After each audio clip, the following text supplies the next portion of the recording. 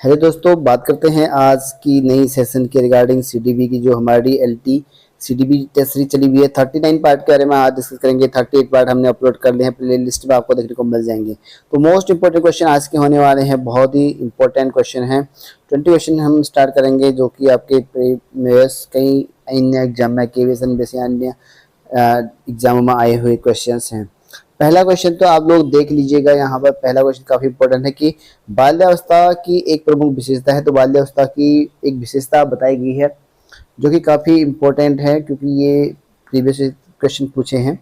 और बाल्यावस्था में अगर मैं बात करूँ तो बाल्यावस्था में बहुत सारी चीजें आपको देखने को मिल जाते हैं। ठीक है, 3 तरह की जैसी हमारी अवस्थाएं होती हैं मेनली। ठीक है, वैसे और भी होती है अलग अलग, जो शिक्षा शास्त्री हैं उन्होंने अलग अलग दे रखे हैं। तो शैशव अवस्था होता है आपका 6 से लेके मतलब जन्म से लेके 6 वर्ष तक का। बाल्यावस्था 6 से लेके आपका यहाँ पर 12 वर्ष तक का होता है। किशोरावस्था 12 से लेके 18 वर्ष तक। ठीक है, उसके बाद प्रौढ़ावस्था का अन्य अवस्थाएं निकल जाती है। लेकिन मेनली हम 3 तरह के क्वेश्चन आते हैं इसमें, शैशवावस्था, बाल्यावस्था और किशोरावस्था पे ही ज्यादा क्वेश्चन आते हैं। और उनमें से भी यहाँ पर किशोरावस्था में ज्यादा आते हैं। किशोरावस्था में आपको बता दो कि यौन विकास में तेजी होती है, मानसिक और बुद्धि जो विकास है उनमें काफी ज्यादा पूर्ण हो चुका होता है।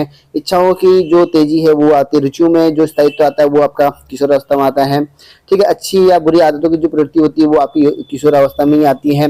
भविष्य की चिंता होती है, स्थायी मित्र इसमें बनते हैं। और यहाँ पर जो समूह का महत्व है इसी में आपका मेन देखने को मिलता है। किशोरावस्था में जो है रुचियों का पैदा होता है। ठीक है, और वह बाल्यावस्था में बात करें तो बाल्यावस्था उतना इंपॉर्टेंट नहीं है, मतलब फिर भी ज्यादातर किशोरावस्था में पूछे जाते हैं। बाल्यावस्था में आत्मनिर्भरता है, रचनात्मक कार्यविधि होती है, नई चीजों को सीखने में रुचि रखते हैं। इसमें बुरी अच्छी आदतों का भेदभाव करने लग जाता है बच्चे। और परिपक्व बाल्यावस्था 9 से लेकर 12 वर्ष के बीच में आपका हो ही जाता है। वैसे आपका शैशवावस्था होता है। शैशवावस्था में बात करूँ इसमें क्या होता है कि शरीर का विकास जो कि होता है धीरे धीरे करके, और इसमें उनकी संवेदना बढ़ती रहती है, कल्पनाएं बढ़ती रहती हैं और स्मृति स्तर बढ़ती रहती है। और अनुकरण, और ये इंपॉर्टेंट है, ये क्वेश्चन आता है कि अनुकरण और दोहराने की जो प्रवृत्ति होती है कौन सी अवस्था में होती है, वो आपके शैशवावस्था में ही होती है। ये क्वेश्चन आया हुआ है, इसको नोट डाउन जरूर कर लेना। ठीक है, भाषा में विकास नहीं, जो अपनी भाषा है मल्टीपल भाषा सीखना, जिस भाषा में होगा, जैसे कोई पहाड़ी होगा तो पहाड़ी सीख लेगा, गढ़वाली होगा तो गढ़वाली सीख लेगा। अगर साउथ साइड का होगा तो ठीक है मलयालम तेलुगु जो भी जिस साइड का होगा वो अपनी भाषा सीख लेता है। इंग्लिश अंग्रेज का बच्चा होगा तो अंग्रेजी सीखेगा, तो इस तरह हिंदी वाला हिंदी वाले क्षेत्र से होगा हिंदी सीखेगा। तो भाषा में क्षेत्र में के हिसाब से वो सीखता रहता है। और इसमें जिज्ञासु है, कल्पना है, खेल सीखने की तीव्र ये इच्छाएं रहती है। लेकिन इसमें बाल्यावस्था की एक प्रमुख विशेषता बतानी है जिसमें यहाँ पर दिया गया है। ठीक है, तो इसमें तो वैसे तो सभी है क्योंकि इसमें अधिगम की तीव्रता होती है, अपेक्षाकृत जो स्थिर विकास है क्या होती है, और यथार्थवादी दृष्टिकोण ये रहता है बाल्यावस्था में। ठीक है, तो यानी कि सभी आंसर इसका सही आंसर हो जाएंगे।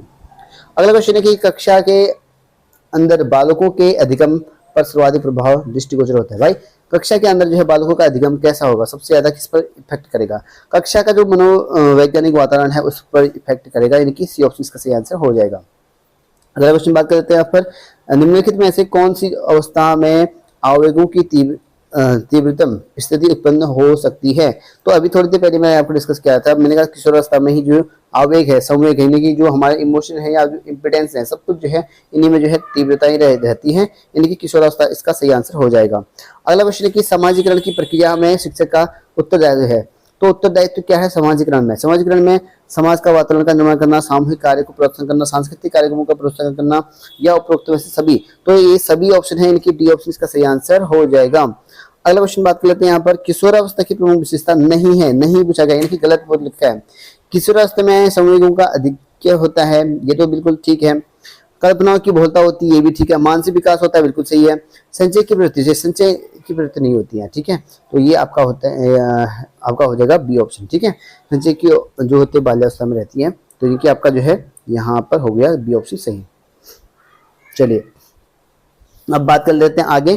तो यहाँ पर देखिए दोस्तों, विद्यालय में जो है तीव्र और मंद बुद्धि बालकों के लिए निम्न में से कौन शैक्षिक व्यवस्था होनी चाहिए? मतलब कि बच्चे अलग अलग तरह के होते हैं, तीव्र भी होते हैं, मंद भी होते हैं। ठीक है, और अगर मैं बात करूँ आईक्यू लेवल में, कौन मंद बच्चों के लिए आईक्यू लेवल कितना होता है, तीव्र वाले के लिए कितना होता है? आईक्यू लेवल के अगर हिसाब देखा जाए जो यहाँ पर मैंने निकाला था, तो जो मंद बुद्धि व्यक्ति होते हैं 25 से लेके 41 के बीच में उनकी आईक्यू लेवल होता है। अगर बात करूँ तीव्र बच्चे, ठीक है, तीव्र कहते हैं या प्रखर कह सकते हैं, या मतलब तीव्र कर सकते हैं, श्रेष्ठ कह सकते हैं, 120 से लेके 129 तक का रहता है। ठीक है, तो ये एक रेशियो रहता है इनका। उसके बाद से अगर जो प्रतिभाशाली बच्चा होता है या व्यक्ति होता है, 140 प्लस आपका रहता है प्रतिभाशाली के लिए। ठीक है, तो ये क्वेश्चन आते हैं, इनको आप जरूर नोट डाउन कर लें कि भाई कौन सा बच्चा कैसे होता है। ठीक है, आईक्यू लेवल किसका है, मंद, तेज, इस तरह के क्वेश्चन यहाँ पे बहुत ज्यादा पूछे जाते हैं, इनको आपको नोट डाउन जरूर कर लेना है। ठीक है, तो इसमें यहाँ पर पूछा गया कि बालकों में जो है यहाँ पर जो सॉरी विद्यालय में जो है तीव्र और मंद बुद्धि बालकों के लिए निम्न में से शैक्षिक व्यवस्था होनी चाहिए। तो कौन सी ऐसी शैक्षिक व्यवस्था है जो तीव्र है या मंद बुद्धि वाले बच्चे हैं उनके लिए होनी चाहिए। अवसर की समानता होनी चाहिए, पाठ्यक्रम में समृद्धि या अहमानता को रोकना, या इनमें से सभी। तो इसका जो सही आंसर हो जाएगा ये डी ऑप्शन होगा, ये सभी आंसर आपका सही आंसर हो जाएगा। अगला क्वेश्चन है कि मौलिकता का गुण पाया जाता है, मौलिकता का गुण, ठीक है, ये किस में पाया जाता है? प्रतिभाशाली बालकों में, सृजनशील बालकों में, धनी परिवार के बालकों में, या शिक्षित माता पिता के बालकों में। तो इसका जो सही आंसर हो जाएगा सृजनशील बालक। जो सृजनशील बालक होंगे, क्रिएटिव बालक होंगे, उन्हीं में मौलिकता का गुण पाया जाता है।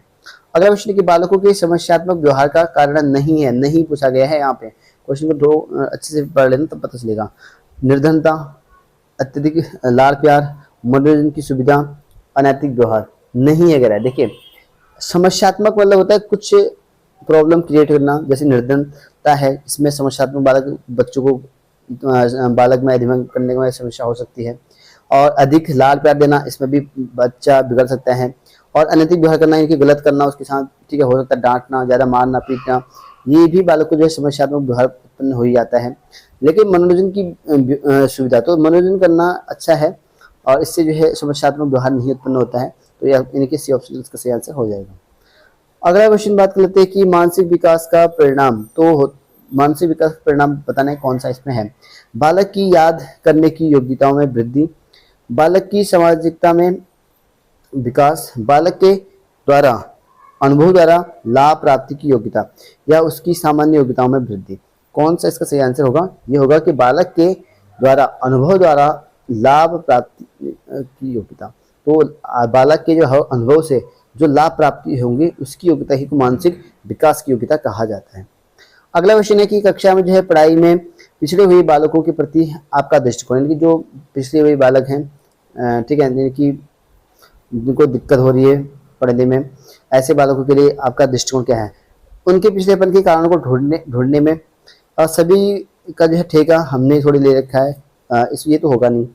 अन्य छात्रों की समाज उन्हें समझेंगे, चलो ये हो सकता है, या उन्हें जो है अन्य छात्रों से अलग समझेंगे। तो ऐसा भी नहीं कर सकते, अन्य छात्र जो उन्हें अलग समझेंगे, ठीक है। और उनके पिछड़ेपन के कारण का ढूंढेंगे। हो सकता है कि पिछड़ेपन का बहुत सारा कारण हो सकता है, ठीक है। हो सकता है उनके पारिवारिक सही स्थिति ना हो, गरीब हो, या कुछ और हो सकता है, या उसको डांट हो, या डर हो, भय हो, या कोई मारता पीटता हो, या कुछ अन्य चीजें हो सकती हैं, ठीक है, या सुविधाएं ना हो। तो बहुत सारे रीजन हो सकते हैं। तो इसी वजह से आपको जो है उनके पिछड़ेपन का जो है कारण ढूंढना अवश्य पड़ता है। इनकी इसका सही आंसर हो जाएगा, ए ऑप्शन आपका सही आंसर हो जाएगा। चलिए बात करते हैं नेक्स्ट क्वेश्चन के 811 क्वेश्चन। तो यहाँ पर हम आज स्टार्ट किए थे 801 से क्वेश्चन, क्योंकि इससे पहले 800 क्वेश्चन हमने कर लिए हैं पार्ट 38 में। तो यहाँ पर नेक्स्ट क्वेश्चन देखिए, निम्न में से बताना है कि कौन सा युग्म जो है, कौन सा युग्म असत्य है, असत्य गलत बताना है, ठीक है। तो गलत युग्म का ही चयन करना है। तो भूख जो है शारीरिक, ठीक है, अंतर्नोद है, इनकी शारीरिक जो प्रेरक है। उपलब्धि प्रेरक जो है जन्मजात प्रेरक होता है, या जो आक्रामकता है उस प्रेरक अर्जित प्रेरक होता है, या क्रोध जो है संवेग है। देखो क्रोध तो एक संवेग है जो कि मन से पैदा होने वाले होते हैं, ये तो ठीक है। भूख शारीरिक, ठीक है, अंतर्नोद ये भी सही आंसर है, ठीक है, असत्य ढूंढना है हमको। और आक्रामकता जो प्रेरक अर्जित प्रेरक होता है, ठीक है। और उपलब्धि, उपलब्धि जो है जन्मजात कहाँ होती है भाई? जन्मजात ऐसे प्रेरक होते हैं जो जन्म से हमको मिलते हैं, जैसे प्रेरक, ठीक है, जैसे अन्य चीजें होती हैं, ये जन्मजात नहीं होती। ये उपलब्धि प्रेरक होते हैं आपका जो अर्जित होता है, किसी को देख के या खुद रियलाइज करके, ऐसे प्रेरक होते हैं, ठीक है। तो सेल्फ मोटिवेट होकर कर सकते हैं, या किसी डिपेंडेंट मोटिवेशन के द्वारा आप उपलब्धि प्राप्त कर सकते हैं। तो ये आपका गलत आंसर हो जाएगा, कि बी ऑप्शन का सही आंसर होगा। अगला क्वेश्चन है कि आवश्यकताओं के पदानुक्रम, ठीक है, हेरिडिटी ऑफ नीड्स का उल्लेख सर्वप्रथम किसके द्वारा व्यवस्थित रूप से किया गया? तो हेरिडिटी ऑफ नीड्स, ठीक है, ये काफी इंपॉर्टेंट है। किसके द्वारा किया गया था? ये आपका मोस्टली के द्वारा किया गया था। इंपॉर्टेंट क्वेश्चन नोट डाउन करना, एग्जाम में आया हुआ है। अगला क्वेश्चन के व्यवहार में परिवर्तन करना सीखना है, तो ये क्या स्थायी है, अस्थायी है, अपेक्षाकृत है, ये सभी।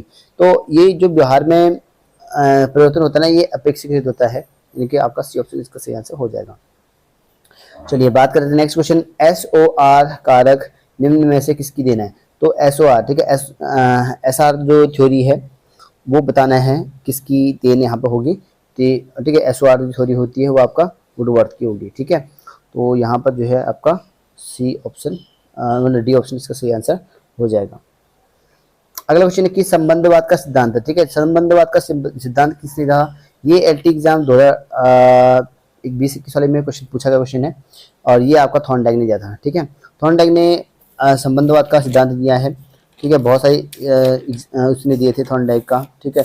इसमें आपने देखे होंगे थॉर्नडाइक के बारे में, और ठीक है, तो ये आपको मैंने ऑलरेडी बहुत सारे डिस्कस करा रखे इसके बारे में, वहाँ आप प्लेलिस्ट में देख सकते हो, वो आपको मिल जाएगा। अगला कि गेस्टोलवादी ने परिस्थितियों के सही प्रत्यक्षीकरण को क्या कहा है? तो जो गेस्टोलवाद है उन्होंने जो परिस्थितियों को सही क्रम में प्रत्यक्षीकरण के रूप में अगर कहा है तो वो कहा गया था अंतर्दृष्टि, इनसाइट का है, यानी कि आपका जो है सी ऑप्शन का सही आंसर हो जाएगा। अगला क्वेश्चन है कि थॉर्नडाइक मनोवैज्ञानिक थे, तो थॉर्नडाइक मनोवैज्ञानिक के बारे में अगर बात करूं तो ये थे आपके अमेरिका के मनोवैज्ञानिक। स्किनर के बारे में ऑलरेडी मैंने डिस्कस करे हैं कई पार्टों में, आप लोग को देख सकते हैं प्लेलिस्ट में, वहाँ मिल जाएगा। स्किनर ने 1938 में नैमित्तिक अनुबंधन संबंधी प्रयोग किस पर किया था? तो जो स्किनर किया था तो उसने किस पर सबसे पहले प्रयोग किया था? वो चूहों पर, ठीक है, चूहों पर किया था। थॉर्नडाइक ने, ठीक है, बिल्ली पे किया था, ठीक है, ऐसी चूहों पर इन्होंने स्किनर ने किया था। नेक्स्ट क्वेश्चन है कि नैमित्तिक अनुबंधन को अन्य किस नाम से जाना जाता है? तो नैमित्तिक अनुबंधन के बारे में ऑलरेडी मैंने डिस्कस किए हैं सब कुछ, और ये कहा था क्रिया प्रसूत का नियम अनुबंध कहते हैं, यानी कि आपका जो है डी ऑप्शन का सही आंसर हो जाएगा। अगला क्वेश्चन है कि पुरस्कार और दंड का एक प्रकार है, तो ये आपका पुरस्कार देना या दंड देना ये आपका कौन सा है?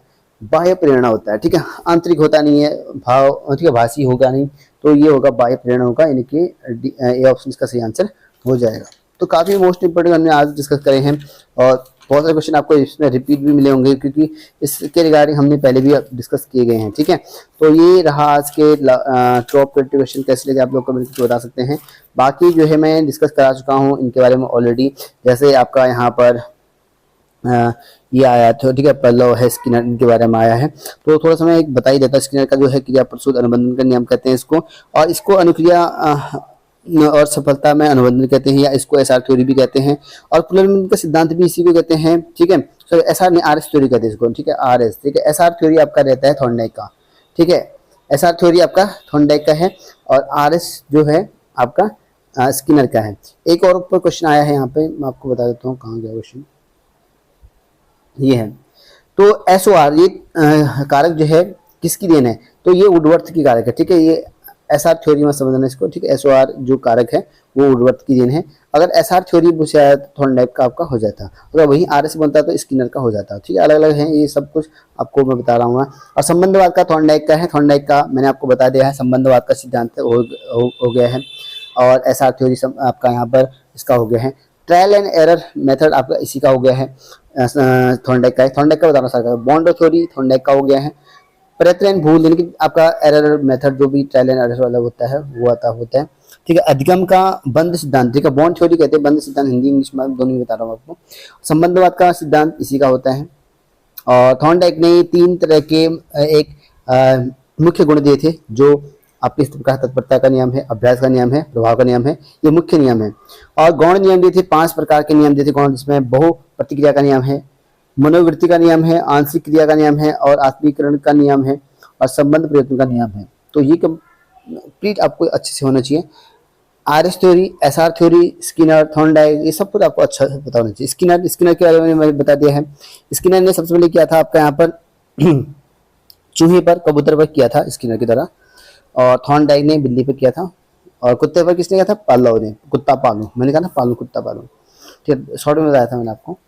ये आप नोट डाउन कर सकते हैं जो भी बता रखो। ऑलरेडी मैंने डिस्कस करे हैं इनके बारे में, प्रीवियस जिन लोगों जो पहले से जुड़े होंगे उनको पता होगा, बहुत बार डिस्कस कर दिए हैं, बार बार रिवीजन आपका हो रहा होगा, अच्छा भी लग रहा होगा, क्योंकि रिवीजन हो रहा है तो अच्छा थोड़ा कॉन्सेप्ट क्लियर हो रहे होंगे। ठीक है, कैसा लगा कमेंट के जरूर बता दें यहाँ तक अगर पहुंच चुके होंगे तो।